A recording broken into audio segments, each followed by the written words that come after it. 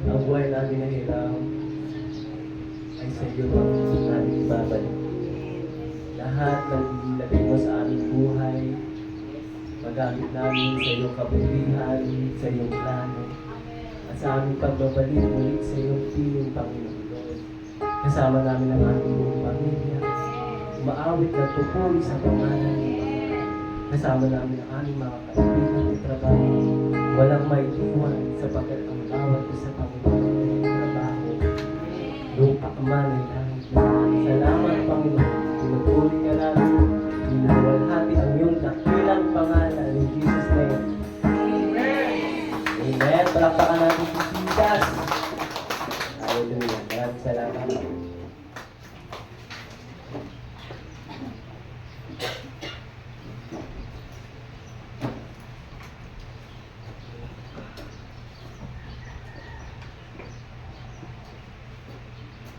Hello, good morning church. Good morning po. Muli salamat sa mga nakiramay at nagbigay ng suporta sa libing ni Mama Opelia.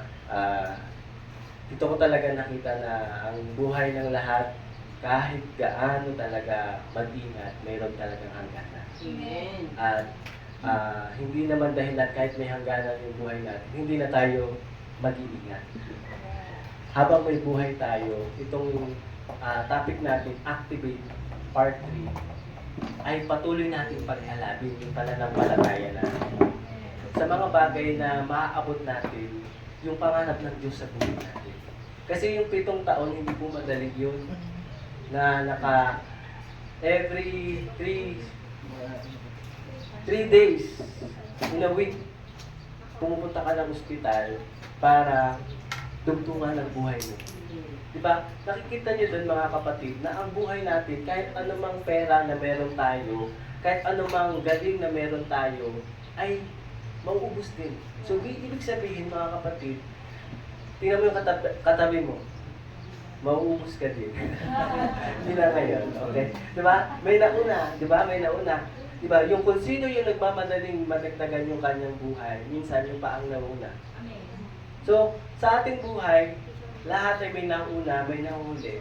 Pero ang mahalaga, ikaw ba ay nakakilala sa Panginoon? Napakahalaga na yung pagkakilala natin sa Panginoon, ito ay manatili araw-araw. Ito yung sinasabing, keep the fire burning. Sabi sa Leviticus chapter 6, verse 13, the fire shall be burning upon the altar and it shall never go out. Ibig sabihin, hindi siya mamamatay. Di ba ganda ng example ni Pastor Morris? Sino dito ang may cellphone? Di ba, nai-stress ka daw? Nai-stress, nadidepress ka pagka ang cellphone mo ay low bat. Tama, minsan, tingnan mo ba ang katabi mo kung activate pag makita mo mukhang low bat o mukhang full charge. Di ba, ang ganda ng kanyang ano? So, ang gusto ng Panginoon sa atin, will never go out yung fire na nilagay sa atin. Kumbaga, tingnan mo ang cellphone mo everyday, kailan yan huling na turn off? Diba minsan, pag mati-turn off na siya, i-charge mo siya eh. Pag nati-turn off ka sa Panginoon, i-charge mo yung pananampalataya na nilagay sa iyo ng Panginoon. At paano mo yun ginagawa? Paano natin yung gagawin? Siyempre, tingnan mo yung katabi mo, may katabi ka ba? Yan ang ating pampalakas. Sabihin mo, pampalakas kita. Hindi pampakalas. Diba yung pampakalas at sa pampalakas? At laging pinapaalala sa atin, diba? Nung last Sunday, pinaalala sa atin na sabi ng 2 Timothy chapter 1, verse 6, ay gamitin mong mabuti. So, ibig sabihin yung nilagay sa iyong pananampalataya, huwag lang pahimik noon, kundi gamitin mo, Lord, ano ba yung aking aalihin ngayon? Kasi ang Panginoon, tingnan mo yung katabi mo, sabi mo, ang Panginoon, naghahanap ng bunga. Nasaan ang bunga mo? Diba? Minsan madalas lang tayo magbunga nga. Ano magagawa ng bunga nga kung wala namang gawa? Diba? Utusan mo yung anak mo, anak, maghugas ka ng pinggan. Pagod ka na, yung litid ng iyong leeg, pumutok na, pero wala pa rin pinggan. So, ibig sabihin, ang hanap ng magulang natin pag tayo inutusan ay output. So, ganun din, para tayo ay maging activated, kailangan may output. Sino dito nasa sales? Diba? Pag wala kang sales, nag-activate ka kasi kailangan ng output. Tama? At hindi ka mariregular pag wala kang output. Ganun din sa amin, sa mga nagtatrabaho sa corporate. Pag wala kang deliver, ay wala kang bonus. Lalo pa kaya pag ikaw ay pinagkatiwala ang gift ng Panginoon. Di ba? Naalala niyo yung 10 talento? Binigyan ng isa, binigyan ng dalawa, binigyan ng... Ano ginawa ng isa? Tinago. Ang buhay mo huwag mong itago. Ang buhay mo ihayag mo na kasama ko si Kristo. Amen? Yan ang mabuting balita. Pag tinanggap natin ang Panginoon, kailangan may nawi-witness na sa buhay mo, mayroong nahihipo. Yan ang magandang balita. Hindi natin tinatago yung ilawan sa ilalim ng lamesa. Sabi mo sa katabi mo, ilagay natin ang buhay natin sa ibabaw. Kasama si Kristo. Kaya nga sabi ni Pablo, di ba, huwag mong pabayaan. Di ba, pag may cellphone tayo, may case pa nga yan, meron pa nga screen protector. Buti pa yung cellphone mo, may screen protector. Merong case. Eh, ang buhay mo. Huwag mong pabayaan ang kaloob ng Espiritu Santo na ibinigay sa iyo nung magsalita ang propeta at ipatong sa iyo ng mga pinuno ng iglesia ang kanilang kamay. Anong gagawin mo? Isagawa mo ang mga ito at pagpupulan ng panahon. Activate. Yan ang salita na yun. Hindi ka dumating sa church para lang linis ng alikabok ng upuan. O, pangalan ko yan, dyan nakalagay ako, dyan ako nakaupo. Dyan na, ginawa mo ng posisyon ang upuan sa church. Hindi. Kundi, nilagay sa atin ito para tayo ay magnilay. At paalalahanan tayo na pagpupulan mo ng panahon upang makita ang lahat ang iyong paglago. So, hinahanap ang Diyos tumitingin sa bunga mo. Ang tao tumitingin kung paano ka lumalago. Amen? At naalala ko nga dito nung ito hitik sa bunga, itong punong mangga natin dito, katabi puno ng mangga. Nakita niyo ba yung punong mangga dito? Sino dito nakakain ng mangga dito? Lahat naman nakatikim, di ba? Wow, ang tamis, wow, ang asin, di ba? So, yan ay naghihintay ng mag-harvest. Ganun din, alam mo ba? Yung anak mo, problemado yan, hindi mo lang alam. Naghahanap yan ng yakap. Yung kapatid mo, ayaw ka pa utangin. Hindi mo ba alam, kailangan niya ng yakap mo kasi siya din ay kapos. Hinog na. Pero ikaw, ano ang ginagawa? So pag tinanggap natin ang Panginoon, di ba? Jesus is coming back. Sabi mo, Jesus is coming back. What I am waiting for. Mauna lang ba ako dito, Lord? Alam mo naman dumating. Di ba na sermonan mo pa si Jesus? Ang tagal-tagal. Habang siya ay parating, ikaw ay naglilingkod. Sabihin mo sa katabi mo, habang siya ay parating, ikaw ay naglilingkod. That's we keep our fire never go out. That's we keep our power ever ready. Diba? Parang lang, no? Para baterya lang, ever ready. So there are two ways to keep our calling burning. Ulitin ko, there are two ways to keep our calling burning. Number one, winning souls. Number two, loving souls. Isa lang. Puro souls. Kasi yan ang tibok ng puso ng Diyos. Kaya ka nga nandito kasi mahal ka ni Lord eh. Diba? Number one, winning souls. Ito ang sabi ng Panginoong Jesus, diba? Yung last word, alam niyo ba? Sabi ni Mama Opelia, nung nandun kami nung December, last 2025, sa May, maaabutan niyo pa. Umuwi kayo ng May. Maaabutan pa ninyo ako ng buhay. So, mayroon na siyang ability. At iyon ang madalas mong maaalala sa isang tao na nagsasabing ito na ang huli kong buhay. Sabi ng ate ko, nung siya ay bago mamatay, sa iyo kong hinahabilin ang anak. Sa lahat ng mga sinabi niya, yun yung naalala ko. Sa lahat ng sinabi ni Mama, yun yung naalala namin. There is power on those last words. At ganoon din sa Panginoon Jesus. Bago siya umakyat sa kanang Ama, sabi niya, go and win souls. Pinara-praise ko lang. Go and therefore. So napakahalaga niyang go and win souls. Na kay Jesus, nung umakyat siya sa langit, sabi niya, go therefore and make disciples of all nations.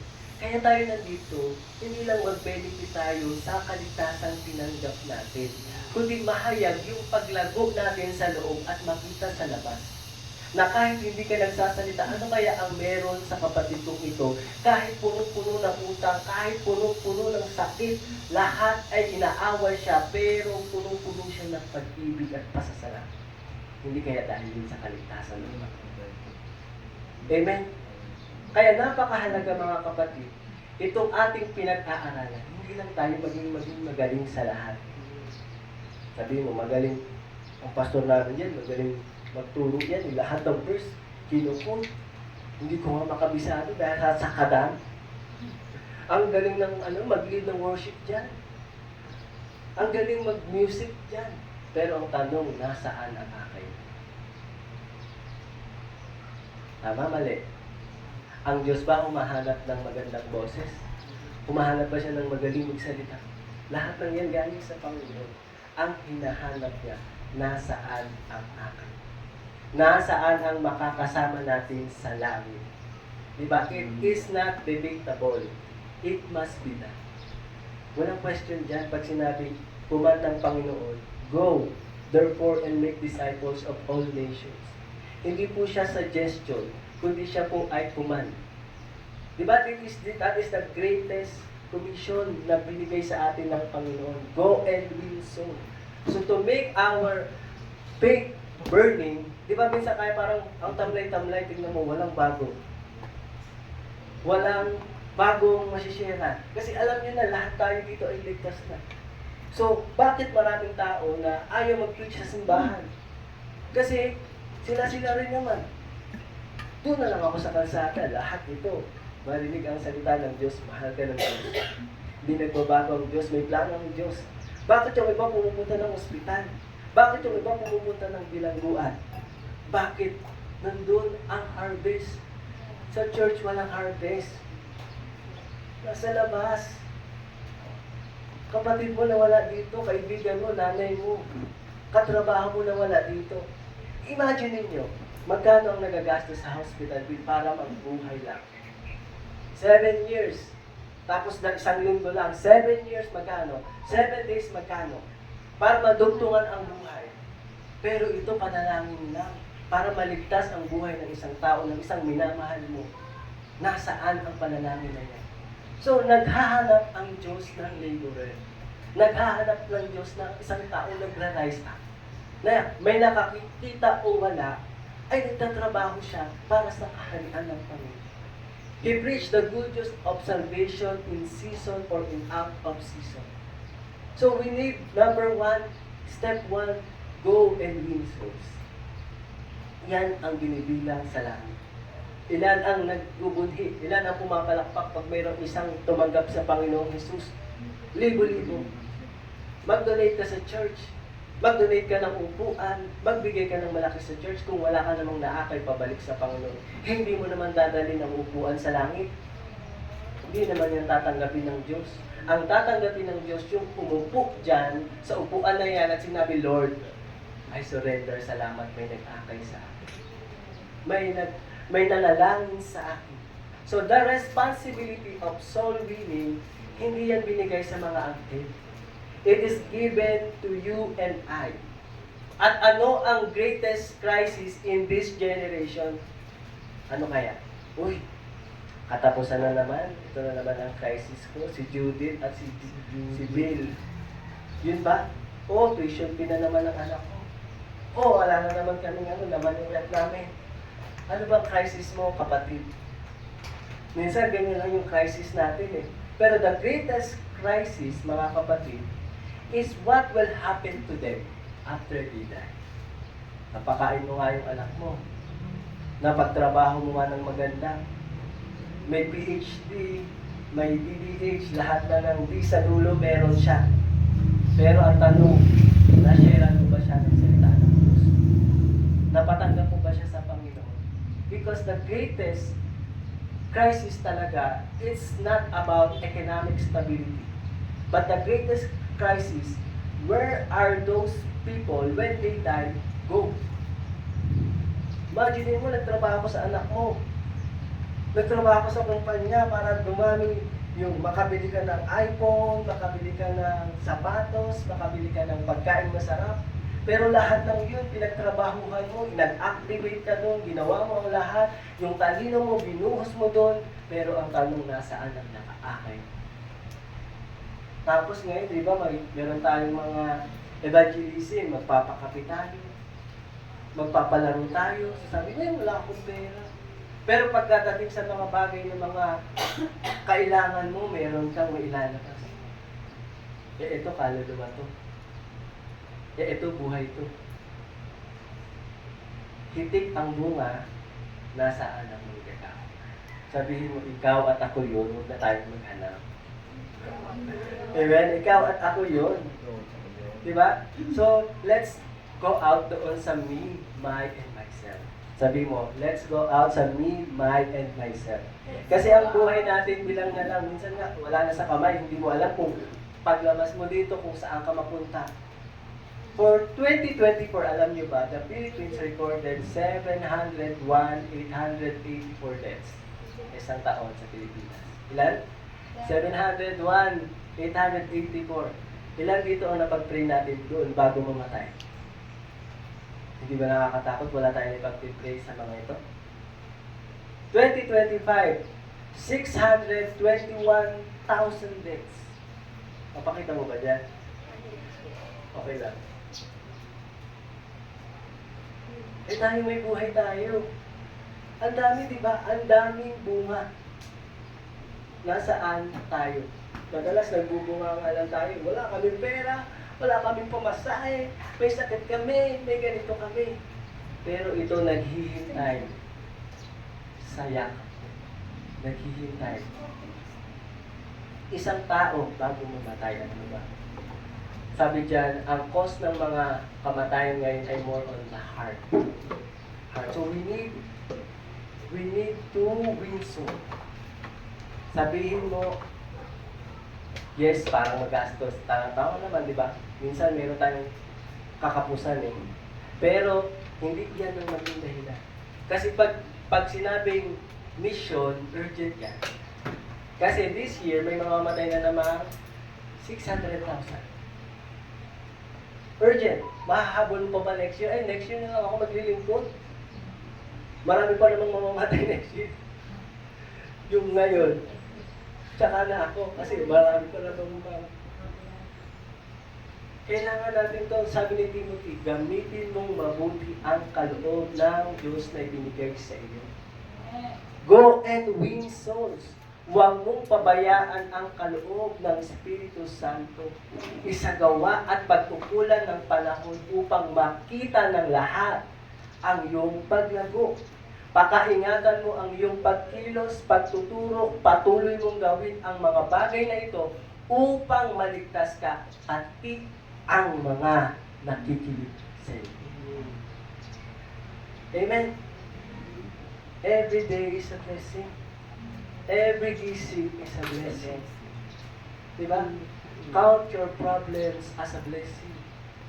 Hindi mo ba alam pag may problema yan? Opportunity mo yan. Mayakap yan. Kailangan mo ang Diyos. Pag pipray kita, may sakit ka. Opportunity mo yan. Huwag mo sasabihin, natakbo ako, hindi ko kaya. Yung sarili ko nga, hindi ko bayaran yung utang ko. Yung utang mo pa kaya. Hindi tayo ganun. Hindi tayo sa sarili nating lakas mananahan. Kundi sa lakas ng Diyos. Winning souls is not a burdensome. It should be our passion. Winning souls is not a burdensome. It should be a passion. Pag sinabing passion, di ba, kahit mahal, kahit puno ng sakripisyo, hindi issue yun. Kasi nga, passion mo.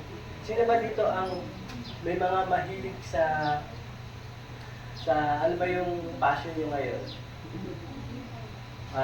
Mga passion nyo, halimbawa, hindi ka naman talaga mahilig. Ako na lang, halimbawa, mag-gitara. Dahil passion ko yun, kahit mapuyat ako, kahit gumastos ako, kahit mahirapan ako, okay lang. Because that is my passion.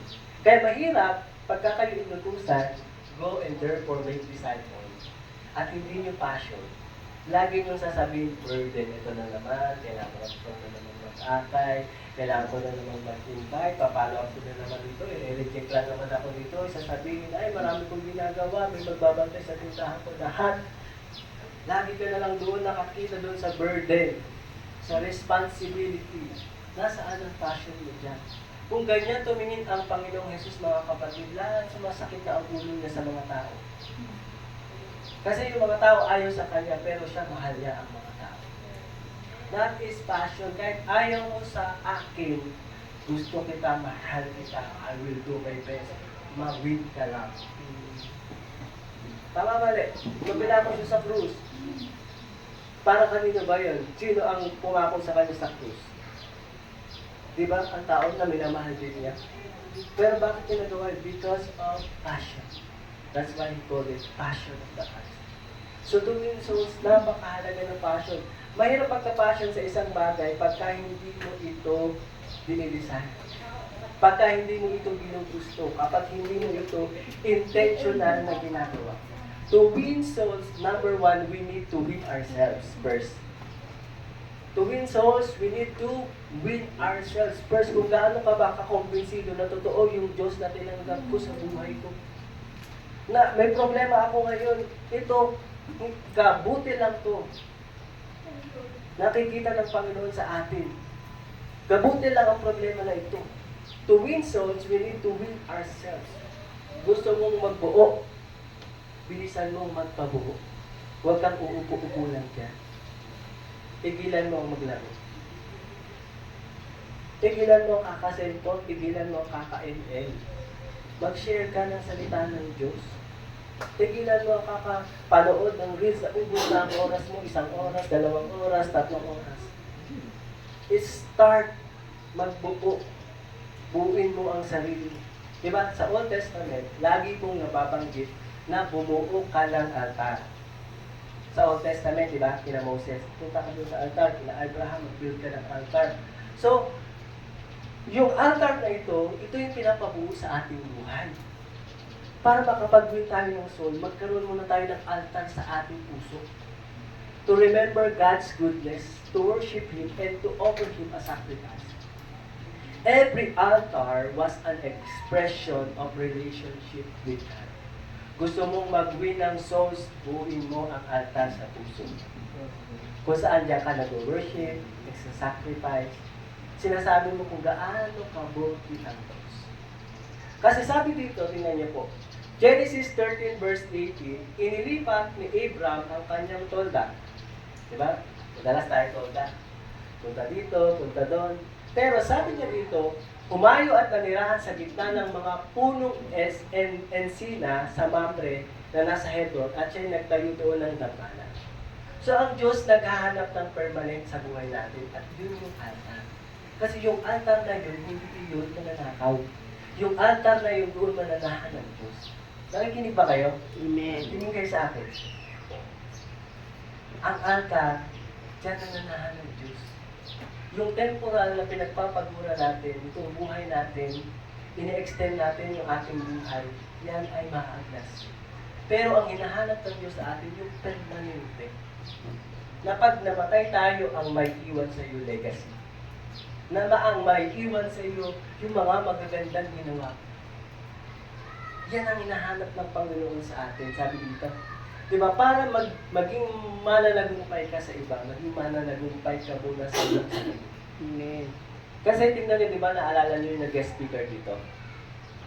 Alam mo ba, kahit hindi sila magsalita, they are generous. Nagtanim po sila sa atin. Dito.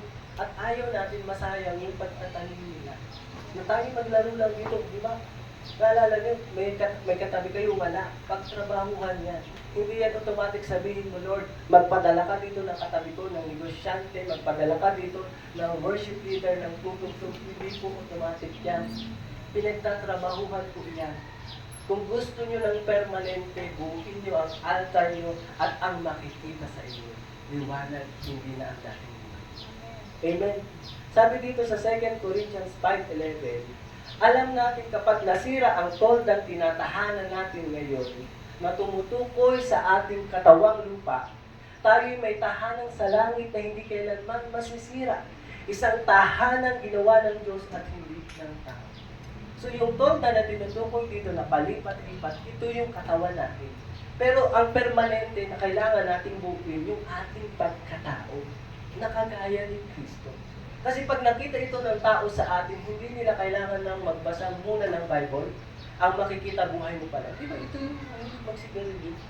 Ito yung mahilig uminom, ito yung mahilig mga babae na lalaki, magsugal. Pero nasaan siya ngayon nag-worship? Nag-share ng salita ng Diyos.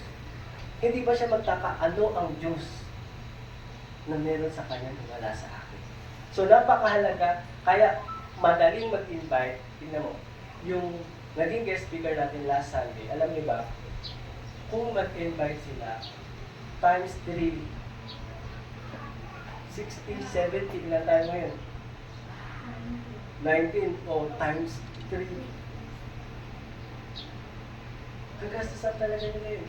What's money? Paper money. Di ba? Ganun lang sila. Kikitain nila yun. Pero anong nag-benefit? Mga anak nila. Nagpatotoo sa daily life sharing. Napaka-active. Napaka-banya. Pag magsalita, pag mag-lead, sino ang nag-benefit? Mga anak nila. Kami din, ganun din. Kaya hindi pwede kami, tayo, tatamad-tamad. Sabihin mo, huwag pakainin ng tamad. Huwag pakainin ng tamad. O diba, kailangan mo trabaho. Pinapakain kayo dito kasi kayo ay masisipa. Amen. Kasi pagka kayo puno na, magbubulan kayo, kailangan nyo mag-share, di ba?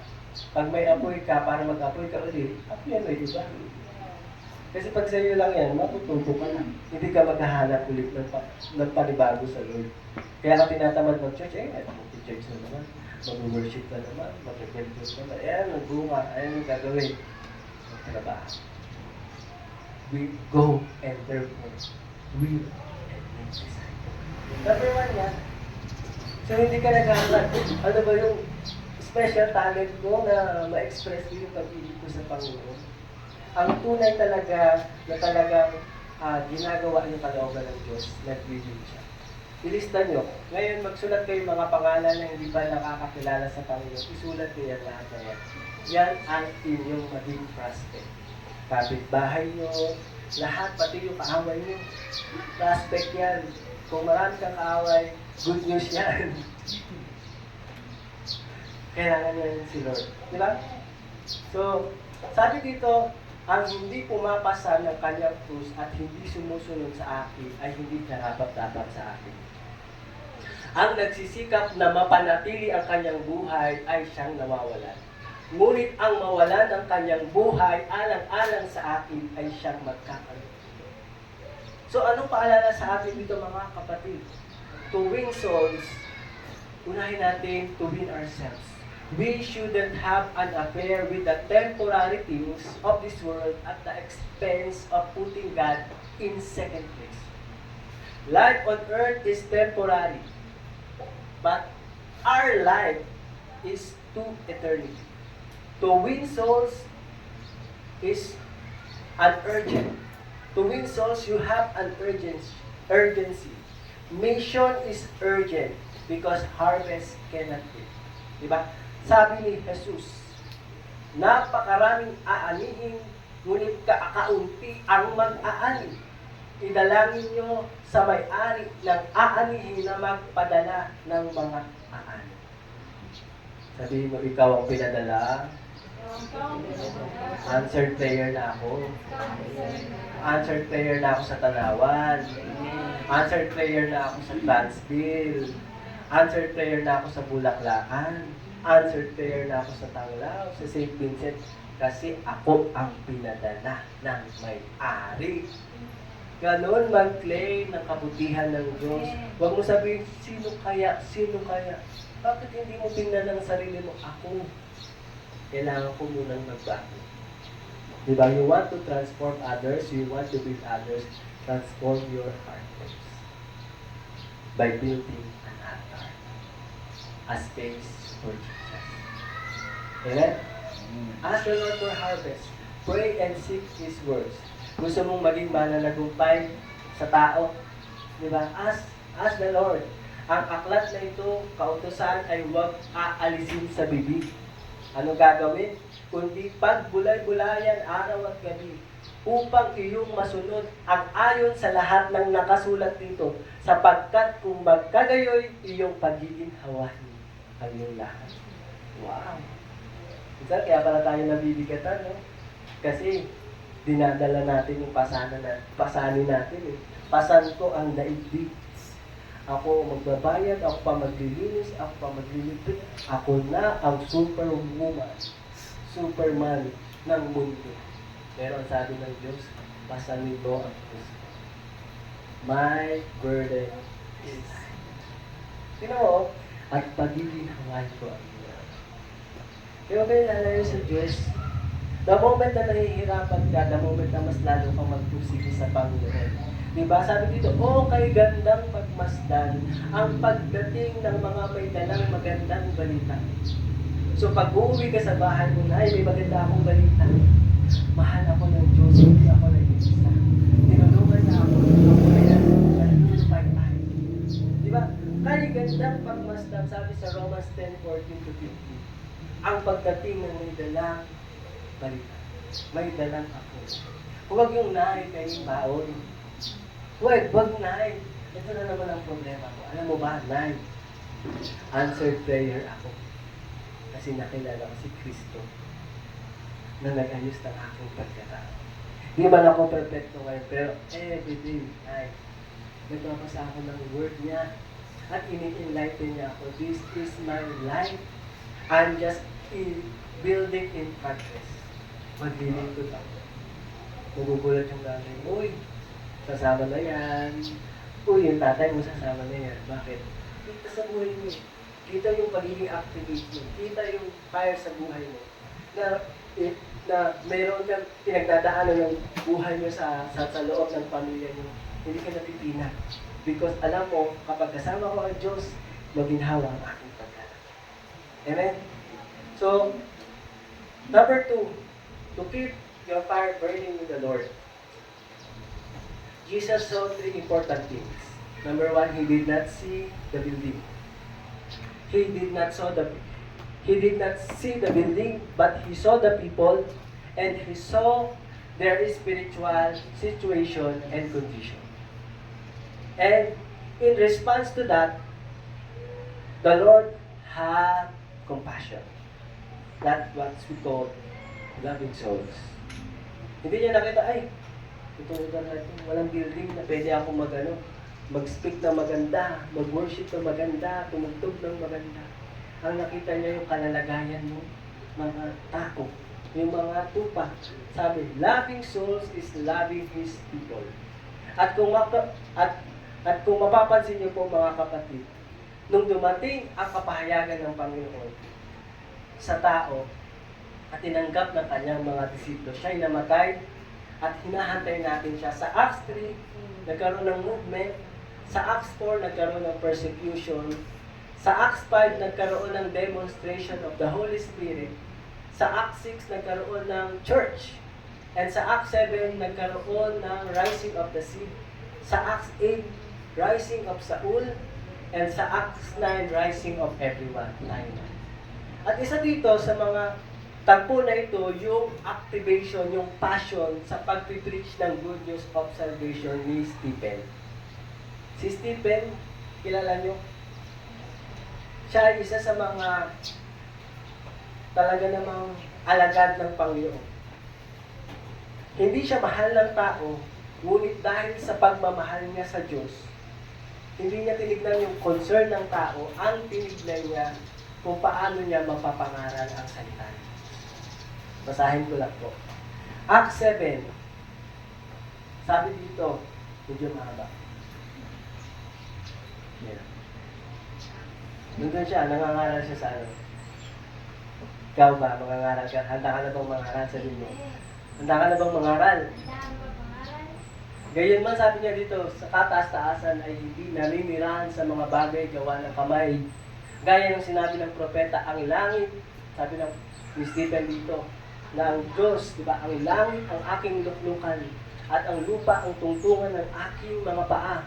Anong uri ng bahay ang tatayo ninyo para sa akin, sabi ng Panginoon, o anong dako aking pahingahan. Sabi sa 50, hindi ba ang aking kamay ang gumawa ng lahat ng bagay na ito? Kayong matitigas ang ulo. Handa na ba kayong malermon? Handa na ba kayong mangaral ng mabuting balita? Sabi dito, kung ang ginagawa nyo ng inyong mga ninyo ay gayon din ang ginagawa nyo, paulit-ulit din, nangangaral siya. At ano ang ginawa sa kanya? Minahal ba siya? Sabi sa verse 52, o kay 54, nang marinig nila ang mga bagay na ito, sila'y nagalit at nangalit. So expect na ang mga tao na sisharean mo, hindi ka tatanggapin. Ito pinukol, ito nagalit. Ngunit siya'y palibhasa'y puspos ng Espiritu. Nakita mo yung altar niya? Yung relationship niya sa Diyos. Puspos ng Espiritu Santo, tumitig siya sa langit at nakita niya ang kaluwalhatian ng Diyos at si Jesus na nakatayo sa kanan ng Diyos. Sabi niya, tingnan niyo, nakikita kong bukas ang langit at anak ng taong nakatindig sa kanan. Ano ba ang nangyari? Subalit sila'y nagtakip ng tainga, sumigaw ng malakas at sama-samang sinugod siya. Siya'y kanilang kinalagkad sa labas ng lungsod. Pinagbabato, inilagay ng mga saksi ang kanilang mga damit sa paanan ng isang binata na ang pangalan ay Saulo. 60. Siya'y lumuhod at sumigaw ng malakas, Panginoon, huwag mo silang pananagutin sa kasalanan. Ganun yung passion niya sa tao. Ganyan yung may mga nabagong puso. Kahit binabato ka ng bato, binabato mo ng binabato. To win souls and to love souls.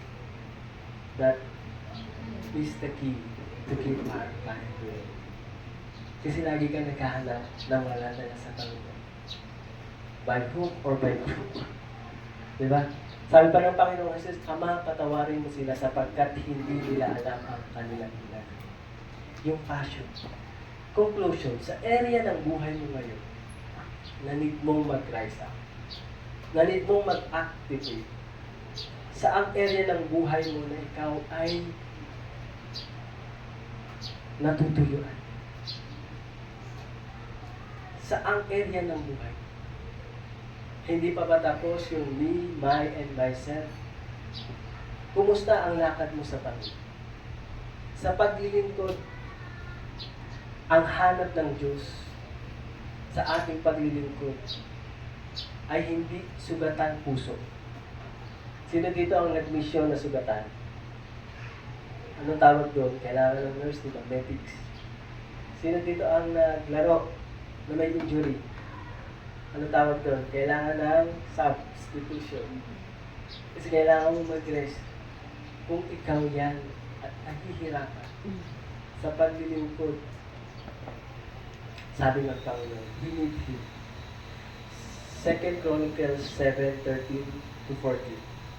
Isara ko man ang langit, sabi niya, at hindi na umulan, utusan ko man ang balang upang salantain ang lupain ito.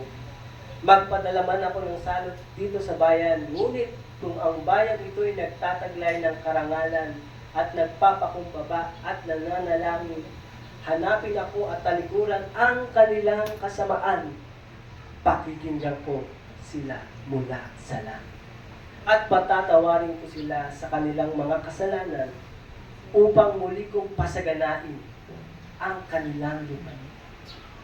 Sabi pa sa Psalms 51 verse 10, pusong tapat sa aking likhain, bigay mo, O Diyos, na bagong damdamin.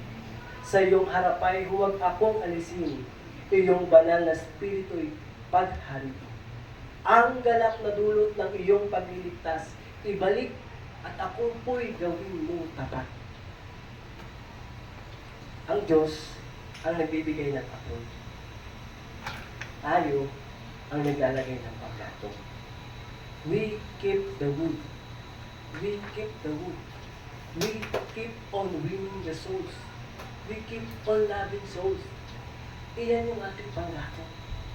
Sabi dito, Leviticus 6:13, the fire shall ever be burning upon the altar. Lord, salamat. Na-share out ko yung nanay ko. May sakit siya. Naniwala siya sa atin. Thank you, Lord. Lord, salamat. Sa altar mo, nagpapasalamat kami dala ka. May handog ka, Lord. Salamat. Yung kapatid ko, hindi na alam ang gagawin, walang pag-asa. Pero niyakap mo siya, Panginoon. Salamat. Meron ka na naman panggatong na isa. Yung anak ko, na dinudulog ko sa iyo, Panginoon. Lord, salamat. We are the woods placed in different location. And we have always an agreement to be working together in one vision. Pag alis natin sa lugar na ito, nagnilay tayo isang oras, hindi dito hihinto ang paggagatong mo doon sa nilagay na pananampalataya ng Diyos sa iyo. Amen. Responsibilidad mo, pag-uwi mo, sa trabaho mo, sa mga nakakasalamuhan mo, kung paano mo nire-representa ang Diyos. Because you are an ambassador. Hindi mo nire-representa ang luma mong buhay. Ang nire-representa mo ang bagong pusong ginawa ng Diyos sa iyo. So we need to be working together in one vision. At pag nandito tayo, alam mo, di ba? Dami nating panggatong. Lakas kaya. Pag isa na naulanan, tapos ikaw ay dala kang panggatong, nag-aapoy din siya. Ganyan kahiwaga ang banal na spirito. Mag-aapoy siya, ikaw ang magpapaypay. Ikaw ang magpagatong. That's what we need. That's the key. I'll keep the fire burning, winning souls and happy souls. So lahat ng sinulat nyo, ilista nyo. Pray niyan everyday, day and night. At let's have an action. Kasi tayo ang may kamay, tayo ang may binigay. Walang ibang gagawin kundi ikaw. Hindi yung aso mo, hindi ang pusat. Ako, Lord. Ako, Lord. Ganito yun. Amen? So, I challenge you. Diba? May pangarap tayo. Huwag lang tayong gagawin. Let's rise up. Let's rise up. Isa lang si Pablo. Si Saul naging Pablo. At ang napangaralan niya, lahat ng kintin, pati si Pedro. Kung mo sabi pag-isa ka, kasama mo ang Diyos. He is our Emmanuel. Huwag mo sabihin, sa sarili mo mahina ka. Lagi mong sabihin, sapat ang grace ng Panginoon Amen. para mapagtagumpay ang Diyos. Amen? Huwag tayo maghanap lagi. Magandang lugar. Alam niyo ba kami? Hanggang ngayon, wala pa rin naman kaming bahay. Buong na yung pamilya namin, naghahantay na ng bahay. Alam niyo ba, ganun ang ating gawin. Habang wala pa yung bahay natin, mag-uwi tayo mga kapatid. At darating, sabi ng salita ng Panginoon, darating ang panahon pag bumuhos ang banal na Espiritu Santo, ang mga tao, we will just go. Pag ang bawat isa sa atin, grabe, ang pagpapahayag ng mabuti. In season or out of season. We go and therefore make disciples of everyone. Amen. Amen? Tayo tumayo at magpasalamat sa Panginoon.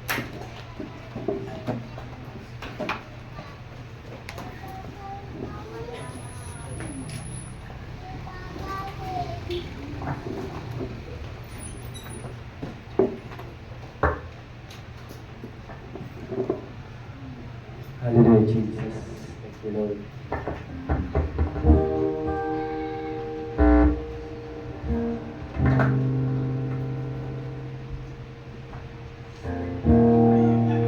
Kaya natin ang ating Diyos sa Panginoon. Hallelujah.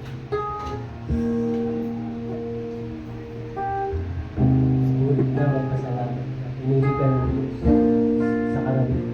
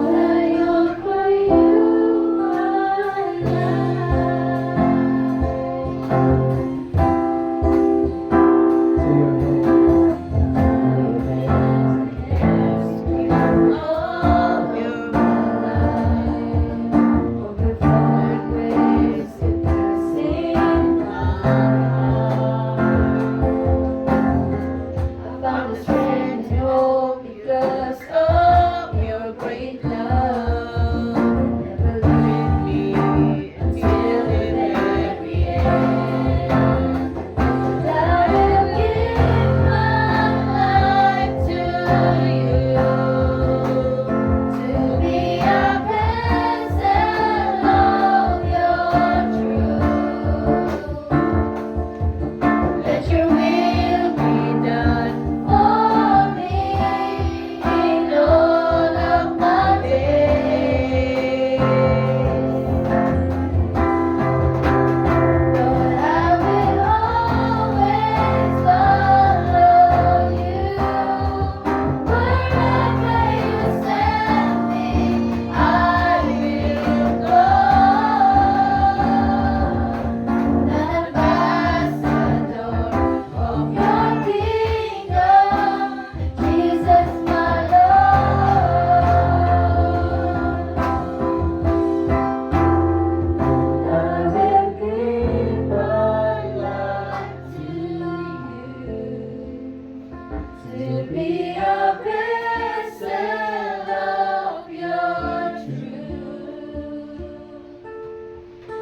Let your will be done for me in all of my days. Lord, I will always follow you. Wherever you send me, I will go. Ambassador of your kingdom, Jesus my Lord. Ako'y alay sa iyo. Nakahandang gamitin mo. Kalooban mo ang maghari sa buhay ko.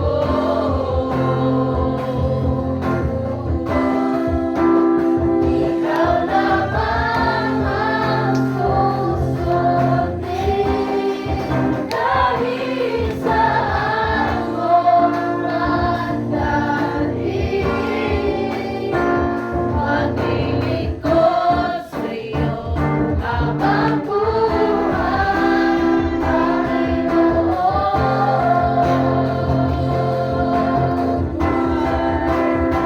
Buhay ko'y alay sa iyo.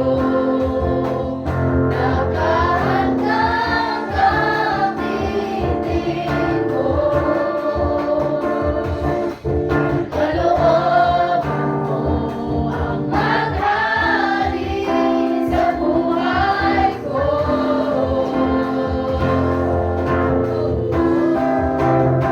Ikaw lamang ang susundin kahit saan mo mandalhin.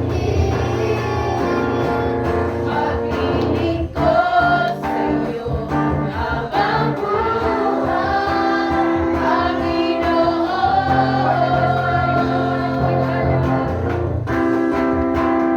Buhay ko'y alay sa iyo.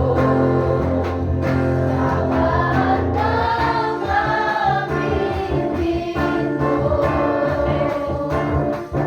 Ang kalooban mo ang maghari sa buhay ko.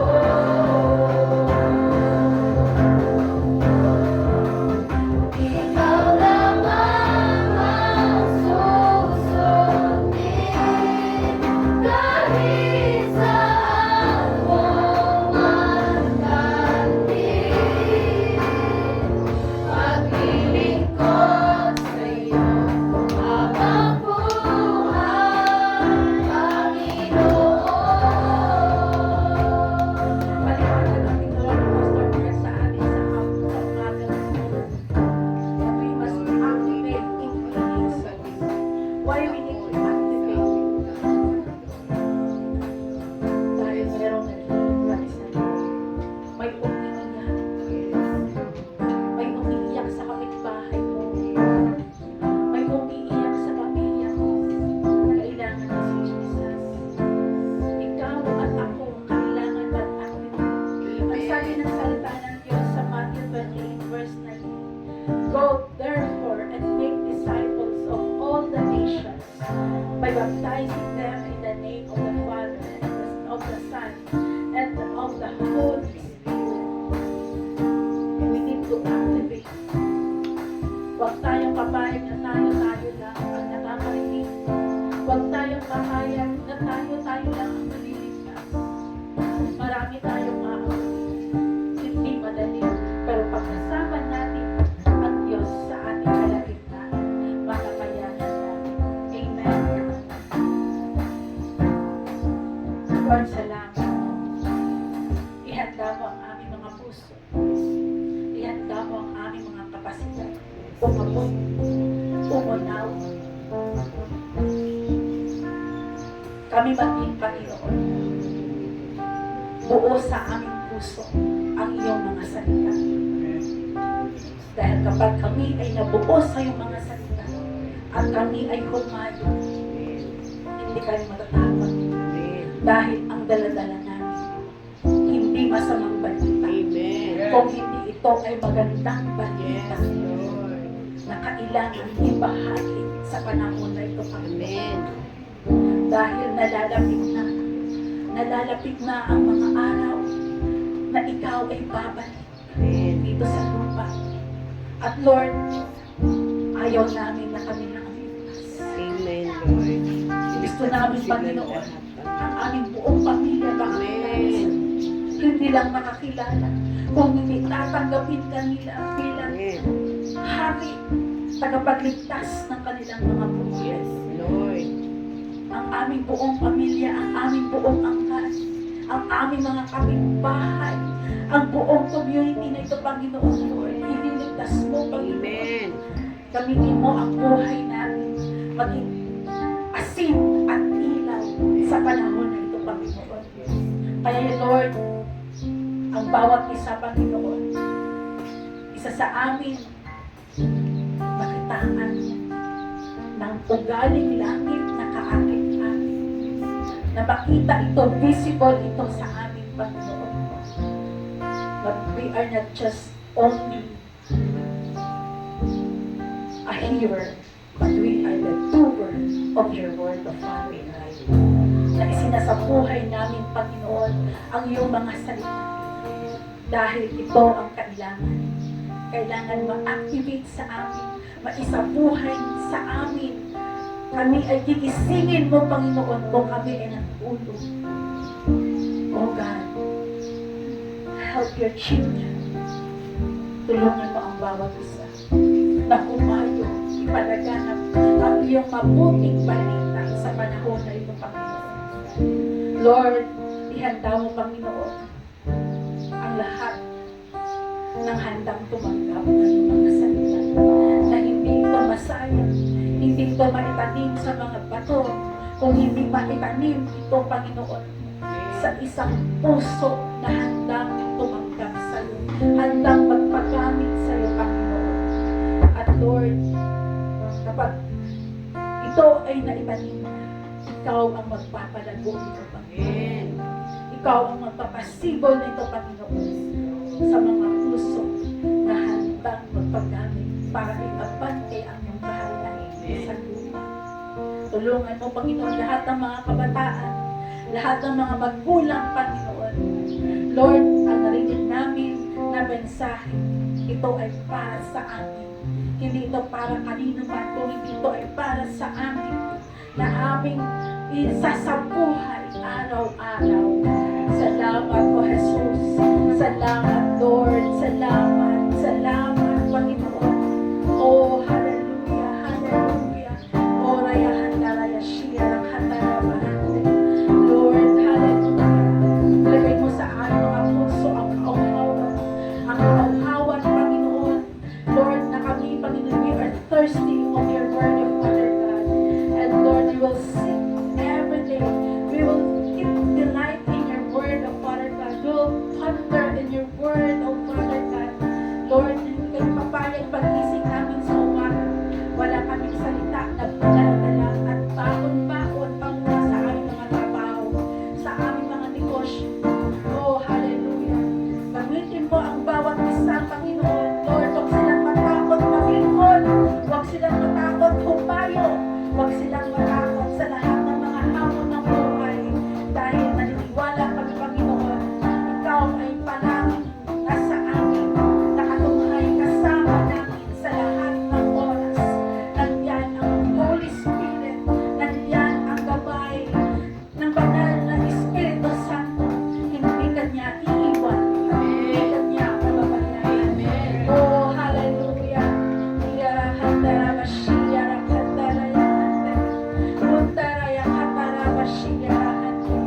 Oh, hallelujah, Lord. Salamat. At Lord, sa pagpasok ng 3 taon ng Satellite Church na Ipan, naniniwala kami, Panginoon, na there is a great multiplication. Kaya ihanda mo ang kapasidad ng bawat isa, Panginoon. Capacity to observe,